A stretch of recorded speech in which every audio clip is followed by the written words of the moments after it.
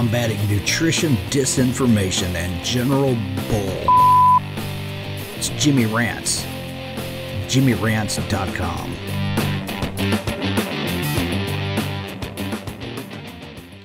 What's up, you guys? Welcome back to another Instagram Live. We're here on this Saturday afternoon bringing you another episode of Jimmy Rants. JimmyRants.com, by the way, is the website for where you can access all of the Jimmy Rants episodes. And we are here live on Instagram, so definitely head on over and follow me on Instagram. If you're watching this on YouTube, go to @LivinLowCarbMan, LivinLowCarbman, and you can follow me. I do 2 rants a day. Generally, sometimes I only get in 1, but I try to fit in 2, once in the morning, once in the afternoon, and then we post all of these rants. Well, they're hosted on Instagram for 24 hours, and then we post them all on YouTube for you to see forever and ever. Amen. And coming soon, the Jimmy Rants podcast. So, today's featured rant, let me pin it to the top for my Instagrammers to see, of this Jimmy Rants. Today's Jimmy Rants is all about why I think everybody, that means you, and you, should be testing your blood sugar. So when I first started talking about people testing their blood sugar, the first thing that people say back to me when I say you should be testing your blood sugar is, well, I'm not diabetic. Okay? So people assume, because traditionally the only people testing their blood sugar are people with either type 1 diabetes or type 2 diabetes. And most of the time it's just type 1ers. Type 2 people, well, yeah, you'll get it down. It's no big deal to test. Type 1 kind of have to test to make sure they don't get into hypoglycemia and other issues. Or if they have hyperglycemia, it helps them dose the amount of insulin that they need to take since their body doesn't make it. But what about all of us? What about the average everyday person who just wants to be generally healthy? Is there benefit to testing your blood sugar? And I make the argument that yes, there is. And so here's the thing. There's a lot of arguments, especially in the world of nutritional health, about how much macronutrients you should be consuming of, for example, carbohydrates, or how much protein you should consume, or how much fat. If you want to know how foods are impacting you, one of the best ways, other than just subjectively how you feel, what your hunger levels are, what your cravings are, and all those, one of the best ways to really biohack yourself, to really do an N=1 test, the easiest, most accessible way to test yourself is to get a glucometer. So if you've never seen a glucometer before, you can go into Walgreens or CVS or Rite Aid or even Walmart, and they've got them available for purchase right there. You don't have to have a prescription. A lot of people think they have to get a prescription to get a glucometer. You can test your blood sugar with something that you can buy over the counter right now when you're done watching this Jimmy Rant. You can go down to the drugstore, to Walmart, to wherever, and get yourself a glucometer. And they're very affordable. You could get one at Walmart. I think there's a Rely On brand, RELI-ON, and you can get that meter for right around $15. And then the strips for the blood sugar around 30 cents each. Get you like a packet of 100 of them, and yeah, go to town, test yourself. Because people are like, well, I eat a sweet potato and it doesn't bother me, I'm okay. And so I'm like, well, how does it not bother you? Well, I don't gain weight, I don't feel bad, I don't, all this stuff. And all those things are great kind of ways to test. But unless you're testing your blood sugar and seeing what it's doing at various intervals, which I'm going to talk about here in a second, how do you know how that food is actually impacting you? And I think it's surprising to a lot of people when they do test their blood sugar for the first time, when they realize just how much higher it actually is than they thought it was. So if you want to test a sweet potato or whatever your chosen carbohydrate that you think you can handle, There's a very easy way to test. We wrote about this in my latest book, Real Food Keto. Give you this protocol, but I'll share it with you right here. So if you want to test your blood sugar at what they call baseline. So when you haven't eaten, you're in a fasted state, you should have the lowest blood sugar that you're going to have in a healthy range. So let's just say it comes back at 90. Let's just do an arbitrary number. Your baseline reading is 90. Then I want you to test it 1 hour after you're done eating the sweet potato or whatever it is you eat that you think you can have. At 1 hour, that blood sugar reading should not have jumped 40 or so points, 40 plus points, even 30 plus points. So let's say it started at 90 and at 1 hour, it was like 127. Okay. So that would be a 37-point rise. Okay. So in general, that's not a good response. But the key in all of this is to test at 2 hours postprandial, which means after eating. So you tested at baseline, it was 90. 1 hour postprandial, it was 127, a 37-point jump. At 2 hours postprandial, let's say it's back to 93. Okay? That was within 5 points of your baseline. That's a pretty good response. It meant you could handle that carbohydrate or whatever that you ate in that meal. But let's say the same scenario is you test at baseline, it's 90, and you eat the sweet potato, and then 1 hour postprandial, it's 173, okay? Which is not uncommon for a lot of keto people that are insulin resistant. 173, 1 hour postprandial. That ain't good. That's almost an 80-point rise in 1 hour. That's not a good response. But the bigger response is, how do you recover at 2 hours postprandial? 2 hours postprandial, you test, postprandial, and you test, and it's 143. Then you keep testing. 3 hours postprandial, it's still 131. 4 hours postprandial, it's still 123. You see what I'm saying here? That it'll linger, and that will show you, okay, maybe that food is not good for me. That's why everybody should be testing their blood sugar. Because if you simply go on calories and the calorie hypothesis, then blood sugar doesn't matter, right? If you're just looking at calories, just go get 100-calorie packs of Oreo cookies and Ritz crackers and whatever other junk. Blood sugar be damned, right? It doesn't matter. But if you want to know how your body's actually responding hormonally with your insulin and with some of the other things that are impacting your body, you have to know what your blood sugar is doing. Now, don't misunderstand me.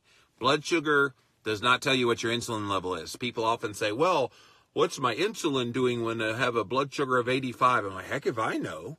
It's not exactly correlated. In general, the lower the blood sugar, the lower your insulin should be. But it's not an exact science. So don't ever think you're extrapolating what your insulin level is just based on your blood sugar. And no, you cannot test your blood insulin yet at home. Fingers crossed it's coming within the next few years.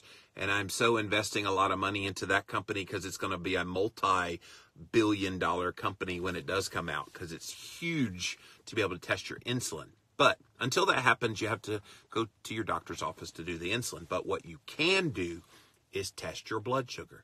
Now, of course, you might be like, okay, well, what's the big deal if I'm not a diabetic about testing my blood sugar? Well, I often tell people I act like I have diabetes now so that I don't become diabetic.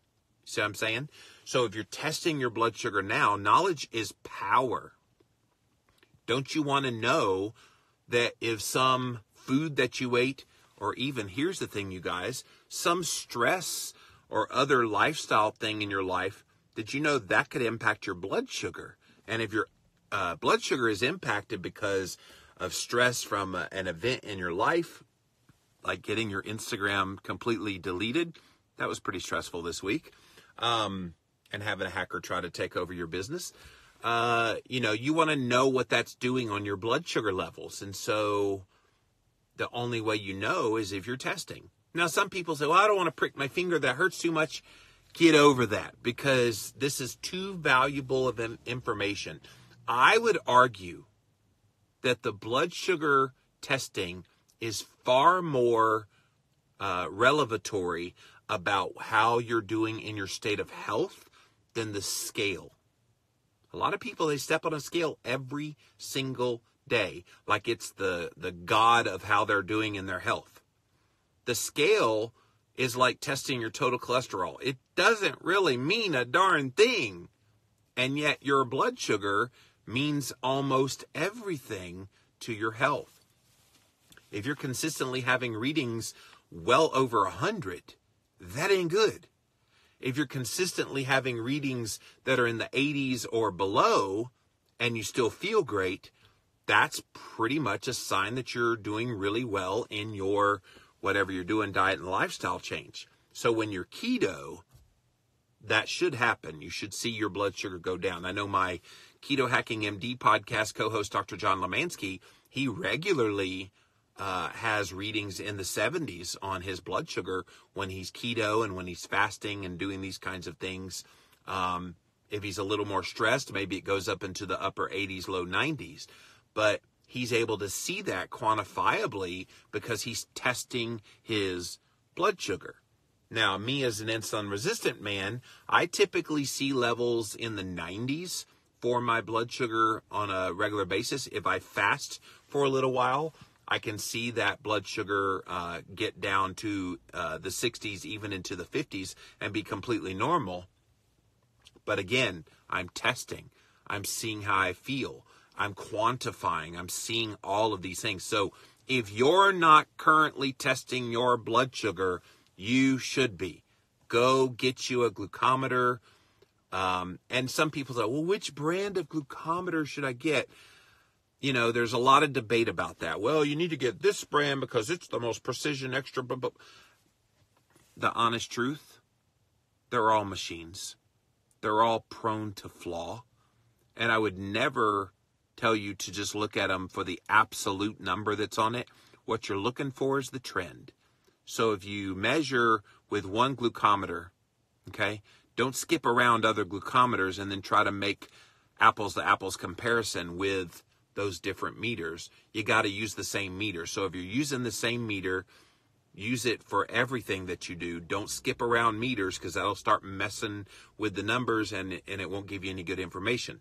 So if one meter shows you're an 80, but another meter shows you're regularly at kind of a 90, you know, don't worry about the absolute number. The point is, look at the trend. And I want to know, if you're starting to use a glucometer, what you find out about yourself. Because what I discovered was I couldn't have a lot of carbs. And it quickly became evident on that blood glucose meter. What I also found out was I can't have a lot of protein, because when I did eat a lot of protein, back when I did the Atkins diet before I did keto, when I was eating a lot of protein, I also saw a glucose response. What I never, ever, ever saw a glucose response with is fat. When you eat dietary fat, it has very little effect on your blood sugar levels. Now, obviously, if you mix fat with carbs, yes, it does. But not just fat alone, or fat with a moderate amount of protein and low carbohydrates. So data is power. Everything about your ketogenic lifestyle, you'll be able to track and track well. And you won't track forever. That's the other thing. People are like, well, do I have to test my blood sugar forever once I start testing? No. Maybe when you first start, do it for 30 days. Do it like in the morning and do it in the evening for 30 days. And then if you want to test to see how various foods impact you, do that protocol I mentioned earlier. And then at the end of the 30 days, you kind of get a vibe for, okay, I'm generally this in the morning. I'm generally this in the evening. You want to do it in a fasted state in the morning. You want to do it at least 4 hours after your last meal in the evening. And you want to see how you're doing. And for keto dieters, let me give one more caveat. For keto dieters, you may see a higher blood sugar level in the morning, say a 112. But then the rest of the day, if you test it in the afternoon and then definitely at that evening reading 4 hours after your last meal, that number will probably be pretty darn good, like down in the 80s. And so there's this thing called a glucose sparing effect. You might have heard it called dawn phenomena. You might have heard physiologic insulin resistance. It's all the same thing. But the point is your body needs glucose for various functions in the morning. And so when the cortisol raises as you're waking up, your blood sugar will raise in correspondence with that. And that's why you have a higher blood sugar level in the morning. So don't freak out about that when you see it. It's completely normal. And the way that you know it's normal is you get an A1C test run, and the A1C should be on a pretty, any kind of doctor can run your A1C, and it'll be really good, not indicating that you have elevated blood sugar. So if you're not testing blood sugar, what are you going to do? That's right, you're going to start testing. All right, let's see what you guys have to say here about this Jimmy Rants. Welcome in. Just tested mine, said Lindy. What was it, Lindy? I'm curious. Hey, George. Hey, Lauren. Thanks for being here, you guys. Keto emergency. What about 90, 110, 100? Yeah. I would say if you started at 90 and then at 1 hour postprandial, it only went up 20 points. It's not bad. But at 2 hours postprandial, it hasn't quite come down to baseline within 5 points. Even that meal, you might be having a little bit of trouble recovering from whatever it was. So generally it's carbohydrate you look at first. And then if it doesn't have any carbohydrate in that meal, then you look at the amount of protein. I'm going to suspect because your blood sugar didn't go up very much, just 20 points, but that it didn't recover quickly enough, that you probably had too much protein in that meal. So you should be able to get back down to baseline or very close to it within 5 points by the 2 hour mark. So hope that helps. All right. My first reaction to everyone was, nah, I'm carnivore now. But then again, I'd like to know what salami and other processed meats do. Sometimes easier to get than a steak when you're out. Yeah. Processed meats can be tricky because in general, you shouldn't have those. Try to eat whole sources of meats. But if all you have available to you is salami, for example, then you just do the best you can. But be careful because a lot of those processed meats, they can hide some sugars in there and other sources of carbohydrates. I've read some packages of things like salami and bologna and different processed meats, and you look at it and they've got like hydrolyzed starch, like cornstarch, and they put it in there as a binding agent. So be very careful of processed meats. It's not that it's a processed meat. It's what they're putting in that processing that could be sabotaging you on your keto. Barnyard Keto, this is excellent info. Thank you, sir. We've been doing keto for 4 months. One person in our family isn't responding like the rest of us. I'm going to get a glucometer. I think, Barnyard, you will find this will be a game changer for all of you. And yes, I know it hurts. Try to prick on the sides of your finger so you got like a little more like hard meat on the sides of your fingers. I generally like the middle finger and the ring finger. And yeah, you don't need to go very deep with the lancet either.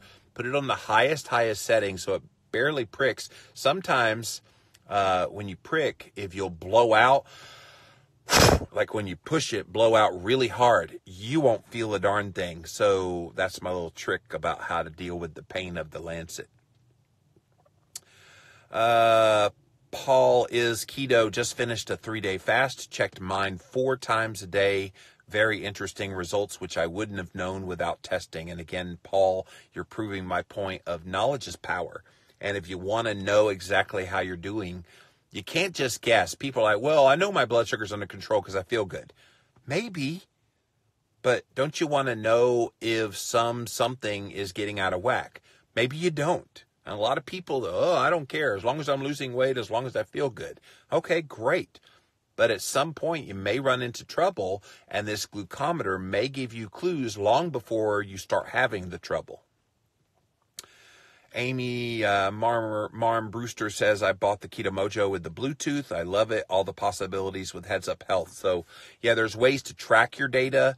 Once you get that data, headsuphealth.com is a really good site for you to type in your numbers. And over time, you can see the trends. They make nice little graphs and things for you to follow.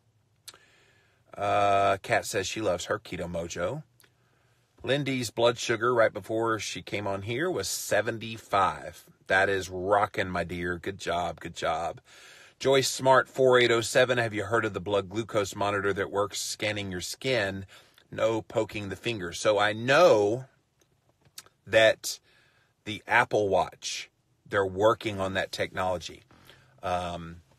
So what's his name? Tim Cook has been testing what they do is they take epithelial on your skin, and they take the epithelial cells, and they are able to test your blood sugar from that. I'm very concerned about the accuracy of that kind of testing, because we haven't seen that before. We know blood testing is the gold standard for actually seeing and measuring how much sugar is in the blood. So until I see it sophisticated and it's beyond beta testing and it's actually on the market, I won't believe it until I see it. But again, stay tuned. We live in a day and age, you guys, with all these technologies coming out so fast and furious that it's really a cool time to be living. And if you're not using these tools, even if you're not a, quote, biohacker, you should be an individual hacker of wanting to make yourself the best you can be within your budget. So if you can fit in a $15 glucometer with some strips, by golly, you need to be doing that. Nancy Booth 7, does being insulin resistant ever get better? That's a great question. It's another great hot topic for me to address on my Jimmy Rants. In short, I will tell you this. For some people, absolutely. They have a very mild level of insulin resistance. They didn't do much damage. They have the insulin resistance, but they didn't do very much damage to themselves. Whereas there's others of us where it may not fully ever heal. And you have to be good with that. It just means those of us that have the more severe level of insulin resistance, we have to work harder at it than everybody else. So I feel like I have to work 10 times harder at it just to maintain kind of where I am in my health than someone who kind of eats nonchalantly keto and gets great results. So sadly, maybe not. Keto Outdoors Man, being that I have a higher body fat percentage, should I be more at 65% fat instead of 70 or 75? So this is a little bit off topic of what my Jimmy Rants is, why everyone should be testing their blood sugar. But again, that's a great one. If you have more body fat on your body, should you be eating less fat? I would argue that you're not counting percentages of fat. What you're doing is you're eating fat to satiety. So your body will tell you how much fat you should be consuming in your diet, and then it will reward you by taking fat off of your body. That's how it works. My numbers were just grabs I did for understanding you better. Needed a case with less raise, but slow decrease. Thanks for your answer. Okay, thank you. I've seen it advertised. Can't remember the name. Well, if you find out, Joyce, let me know. Like I said, I know the Apple Watch, they are working on that very technology, but I still want to see it vetted out. I suspected that there were quite a bit of carbs in the processed meats that I eat influencing me. Yeah.